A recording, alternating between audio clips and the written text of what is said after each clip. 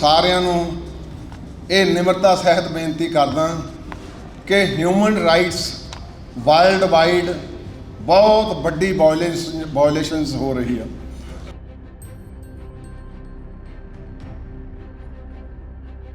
So I pray to all of you kindly take into considerations that sometimes human rights are violated here in Punjab and India also.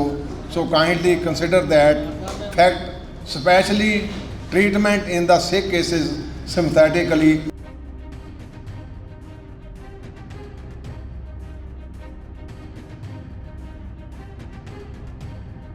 ਮੇਰੇ ਕੋਲ religious visit ਤੇ ਆਪਾਂ welcome ਕਰਨਾ, ਆਪਾਂ ਕੋਈ ਇਹੋ ਜਿਹੀ ਗੱਲ ਨਹੀਂ। ਮੇਰੇ ਕੋਲ ਰਿਲੀਜੀਅਸ ਵਿਜ਼ਿਟ ਤੇ ਆਪਾਂ ਵੈਲਕਮ ਕਰਨਾ, ਆਪਾਂ ਕੋਈ ਇਹੋ ਜਿਹੀ ਗੱਲ ਨਹੀਂ। ਹੁਣ ਮੈਂ ਪੰਜਾਬੀ ਦੇ ਵਿੱਚ, ਕਿਉਂਕਿ ਤੁਸੀਂ ਸਾਰੇ ਵਿਦੇਸ਼ਾਂ ਤੋਂ ਆਏ ਆ, ਇੰਗਲਿਸ਼ ਜਿਹੜੀ ਆ ਉਹ ਸਾਡੀ ਲਗਭਗ ਸਾਰੀਆਂ ਕੰਟਰੀਜ਼ ਦੇ ਵਿੱਚ ਪ੍ਰੈਵਲੈਂਟ ਲੈਂਗੁਏਜ ਆ ਜਿਹੜੀ ਸਾਡੇ ਚੱਲਦੀ ਆ। So that I gave A message in English. Now I request ਤੁਹਾਨੂੰ ਸਾਰਿਆਂ ਨੂੰ ਮੈਂ ਬੇਨਤੀ ਕਰਦਾ, ਤੁਹਾਡੇ ਨਾਲ ਕੋਈ ਟਰਾਂਸਲੇਟਰ ਤੁਹਾਡੇ ਆਏ ਹੋਣਗੇ, ਕਿ ਇਹਦੇ ਵਿੱਚ ਕੋਈ ਸ਼ੱਕ ਨਹੀਂ ਕਿ ਤੁਸੀਂ ਅੱਜ ਜਿਹੜੇ ਡੈਲੀਗੇਸ਼ਨਸ ਉਹ ਤੁਸੀਂ ਐਜੂਕੇਸ਼ਨ ਨਾਲ ਸੰਬੰਧਿਤ ਡੈਲੀਗੇਟ ਆ। ਫਿਰ ਕੱਲ੍ਹ ਨੂੰ ਦੂਸਰਾ ਡੈਲੀਗੇਟ ਜਿਹੜਾ 20 ਤਰੀਕ ਨੂੰ ਉਹ ਵੀ ਹੋਣਾ। ਮੈਂ ਤੁਹਾਨੂੰ ਤੇ ਇਸ ਵਾਇਲੇਸ਼ਨਸ ਨੂੰ ਰੋਕਣ ਲਈ ਵਰਲਡ ਵਾਈਡ ਸਾਡੀਆਂ ਸੰਪਰਦਾਵਾਂ ਵੱਡੇ ਪੱਧਰ 'ਤੇ ਕੰਮ ਵੀ ਕਰਦੀਆਂ, ਅਤੇ ਮੈਂ ਕੋਈ ਇਹਦੇ ਵਿੱਚ ਬਾਦ ਘਾਟ ਨਹੀਂ ਕਰ ਰਿਹਾ। ਸਾਡੇ ਵੀ ਇਸ ਧਰਤੀ ਦੇ ਉੱਤੇ ਜਿੱਥੇ ਤੁਸੀਂ ਬੈਠੇ ਆ, ਇਹ ਗੁਰਾਂ ਦੀ ਧਰਤੀ ਆ।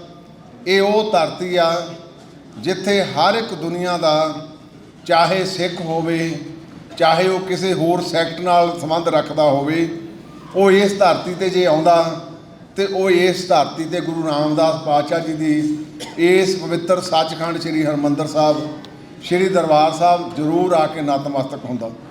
ਅਤੇ ਤੁਸੀਂ ਵੀ ਸਾਰਿਆਂ ਨੇ ਜਾਣਾ ਹੁਣ, ਅਤੇ ਤੁਸੀਂ ਜਿਹੜੇ ਜਾਓਗੇ ਤੁਸੀਂ ਵੀ ਮਹਿਸੂਸ ਕਰੋਗੇ ਕਿ it is truly A spiritual place and you will get the imagination of this ਧਰਤੀ of ਸ਼੍ਰੀ ਗੁਰੂ ਰਾਮਦਾਸ ਜੀ।